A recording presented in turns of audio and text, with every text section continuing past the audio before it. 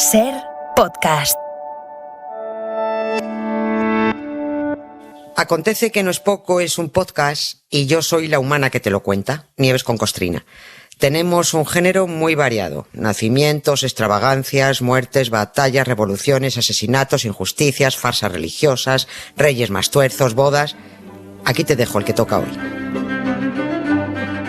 Hola Nieves, buenas tardes. Buenas tardes, Carlas, ¿qué tal? ¿Cómo estás? Muy bien, muy bien. Déjame anunciar a todos los oyentes que esta tarde vuelve al Acontece que no es poco uno de los personajes predilectos de Nieves.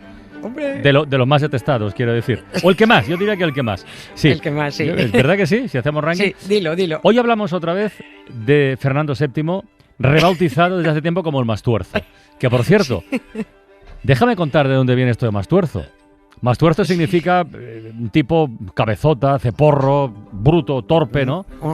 Pero necio, en sí. origen es el nombre de una planta herbácea silvestre de sabor desagradable para algunos, pero con ciertos usos medicinales y en el fondo comestible. O sea que igual Fernando VII tenía algo por ahí, no digo comestible, tenía algo por ahí que se podía aprovechar. Digo, no, bueno, es igual. Vamos, Bueno. de este no se aprovechaban ni los andares. Vamos. Bueno, hoy volvemos a hablar de él por uno de sus grandes logros, que es haberse cargado de un plumazo la Constitución de Cádiz. ¡Hala! Sí, Venga. un genio, tío.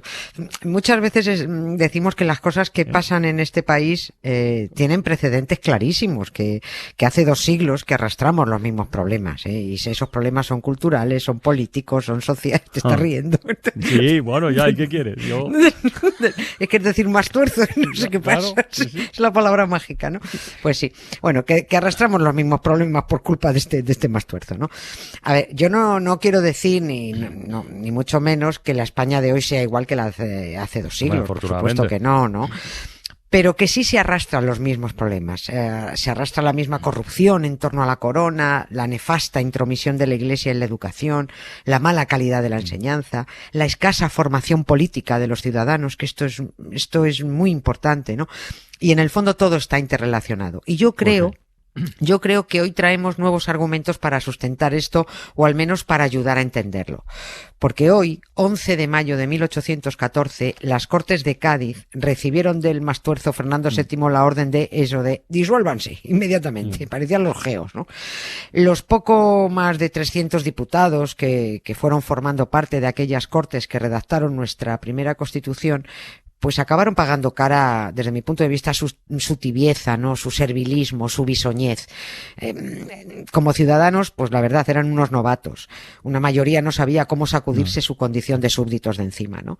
Esto hay que aprenderlo poco a poco. Sabían que Fernando VII era un zopenco absolutista, que era mala persona, que era un tirano, que era un freno al avance, y pese a todo, lo ratificaron como rey en el preámbulo de la Constitución, ¿no? Sí. Que un preámbulo que empieza haciendo una declaración contraria a toda razón y por supuesto al progreso. Ese preámbulo dice: en el nombre de Dios Todopoderoso, Padre, Hijo y Espíritu Santo, autor y supremo legislador de la sociedad. Vamos mal. O sea, estamos locos.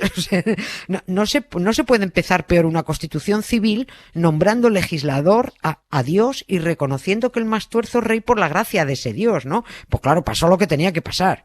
Que llegó Fernando VII, abolió la Constitución y disolvió las Cortes.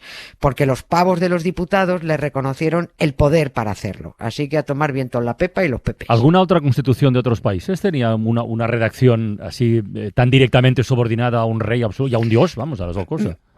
Hasta donde yo sé, no. Puedo equivocarme porque no me la sé de memoria, pero ninguna de las 3 anteriores a la de Cádiz. Que lo más grande es que este país estuvo durante un tiempo, durante 2 años, desde que se promulgó la Constitución hasta que se abolió, a la vanguardia del mundo moderno. O sea, es que la de Cádiz fue la 4ª Constitución después de la yanqui, de la estadounidense, luego la francesa y luego la sueca. Hubo un tiempo en que fuimos modernos, ¿no? Pero bueno, ninguna de esas leyes fundamentales de los otros países metió en casa Contesta, no dejes de responder. Dígame, se acabó. Ya está, Ninguno de esos... ¿Alguien llama que no sabe que estoy en directo? A mí me pasa a veces también. Bueno, ninguna de esas leyes, como decía, metió en casa al enemigo ni tenía un pueblo español cateto gritando eso de vivan las cadenas, ¿no? Sí, sí. La Constitución yanqui empezaba diciendo nosotros, el pueblo de los Estados Unidos, promulgamos y establecemos bla, bla, bla, bla, bla, ¿no? La francesa hacía mención a la protección de un ser supremo con estas palabras, ¿no? La sueca marcaba muy de cerca las competencias del rey, pero solo la española solo metía en la Constitución hasta el Espíritu Santo y declaraba a Fernando VII un absolutista pregonado, que lo declaraba monarca constitucional. O sea, lo metieron a capón. Pues como Suárez no reconoció que no se había metido también a capón a Juan Carlos en la del 78, ¿no? El Mastuerzo y el Fugado son dos tremendas anomalías constitucionales, ¿no? La Pepa fue un grandísimo avance, sí, pero que tenía en contra al rey, tenía en contra a Dios y tenía en contra a los españoles. Eso no iba a prosperar de ninguna manera, ¿no? Y es que el Mastuerzo no dio ni la más mínima oportunidad a la legalidad vigente, ¿no? Fue poner el pie en España, pero nada más llegar. Después de haber estado baboseando además a Napoleón durante 5 años, rogándole que hasta le dejara casarse con alguna chica Bonaparte, y lo primero que hizo fue tirar abajo la Constitución e inmediatamente después ordenar que se disolvieran las Cortes de Cádiz. Admírame bien, qué bueno estoy. Estás justo frente a un semidios. ¿Qué puedo decir solo de nada? Por el cielo, el mar y el sol. No hay de qué, está bien, de nada. Soy solo un tipo cachas muy normal. Hey, Oye, y Fernando VII no llegó a pisar nunca las Cortes, o sea, no llegó ni a reunirse con los diputados para decirle que os vayáis, pero ni eso hizo. Nada, ¿no? Prácticamente fue bajarse del barco, que lo trajo de vuelta de Francia a España, y en Valencia, en el que además es un palacio que aún se conserva, el Palau de Cervelló, sí, firmó la derogación de la Constitución. Sí, o sea, cuando ese Mastuerzo, ese al que pusieron el deseado, lo estaba esperando todo el mundo precisamente para que firmara la Constitución que lo declaraba rey constitucional de los españoles, y esto es muy bonito, de los dos hemisferios, porque 60 de los más de 300 diputados que formaron las Cortes de Cádiz eran americanos y consiguieron que se declarara que la nación española, los españoles, era la reunión de españoles de ambos hemisferios, es decir, los españoles de España y los españoles de América. Iban a ser de un lado y de otro ciudadanos con idénticos derechos. Menos los negros, claro. Los negros no. No, los negros siguieron siendo negros.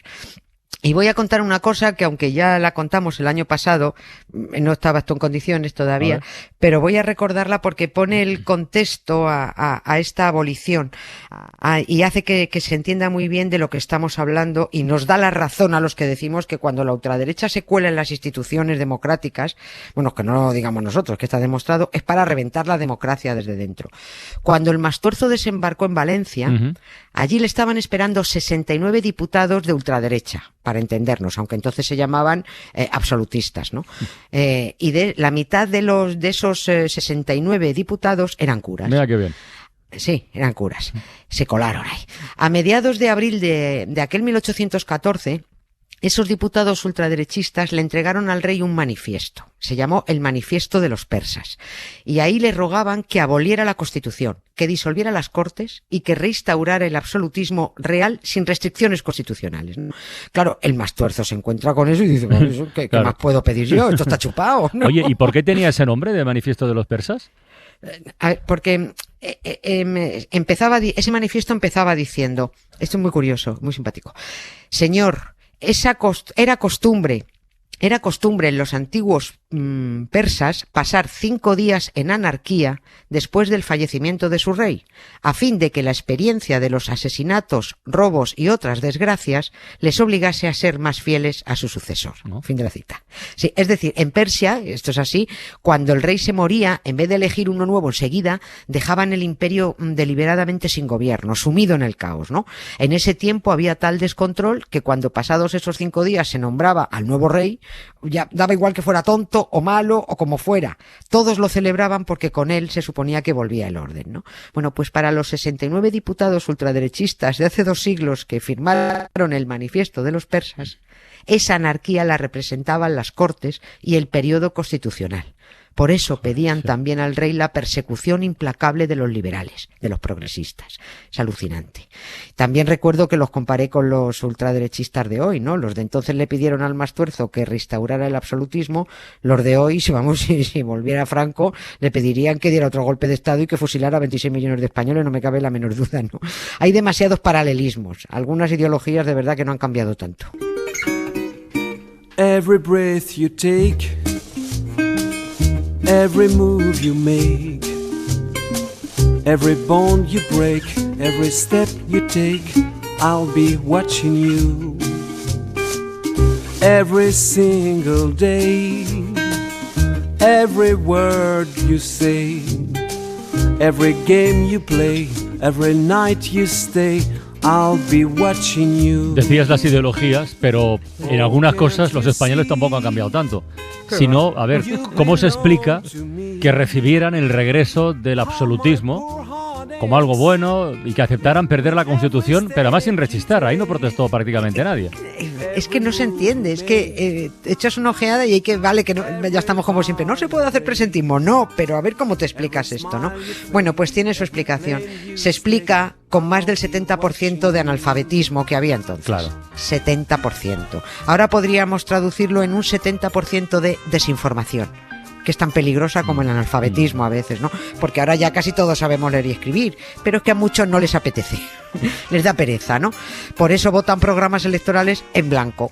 Pero lo que ocurre hoy y lo que ocurrió en 1814 fue la desidia propia del español de clase media, baja, ¿no? La indiferencia ante su propio progreso. Y esto lo tienen estudiado los que saben, ¿no? Dicho de forma muy simplificada, pues se explica porque las mismas clases populares que se habían levantado contra el extranjero, contra la invasión napoleónica, lo habían hecho de una forma emocional, ¿no? O sea, tú a mí vienes a atacarme a mi casa, que te me vienes a invadir, pues es lógico que te levantes, ¿no?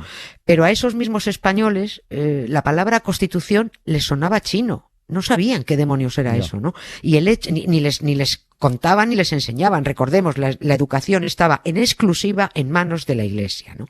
Y el hecho de que una nueva clase burguesa y sobre todo ilustrada, formada, estudiada, con carreras, quisiera aprovechar el momento para restar poder al clero y a la aristocracia en beneficio de conseguir más derechos y libertades para esas clases populares, pues eso solo provocaba desconfianza en esas mismas clases populares. Decía que es por vuestro bien, no da igual, no lo queremos, ¿no? La plebe no veía necesidad de cambiar nada. Estos listos que leen tanto, a ver de qué van, ¿eh? Si tiene que volver la Inquisición, que vuelva. Total, siempre matan a los otros, no a mí, ¿no? Claro, hasta que te matan a ti, ¿no? La cultura, la ilustración, solo provocaba desconfianza en el español plebeyo, que prefirió seguir súbdito antes que ser ciudadano, ¿no? Por eso desengancharon los caballos del rey y tiraron de su carroza. Por eso, ante el grito de los progresistas de ¡Viva la libertad!, unieron sus voces a la ultraderecha y gritaron ¡Viva las cadenas! Oh, can't you see? You belong to me. How my poor heart aches with every step you take, every move you make. A veces la historia, la nuestra sobre todo, da mucha penita. Hasta mañana, Nieves. Hasta mañana, Un Carlos. beso. Suscríbete a Acontece que no es poco. Todos los episodios y contenidos adicionales en la app de Cadena SER y en nuestros canales de Apple Podcast, Spotify, iVoox, Google Podcast y YouTube.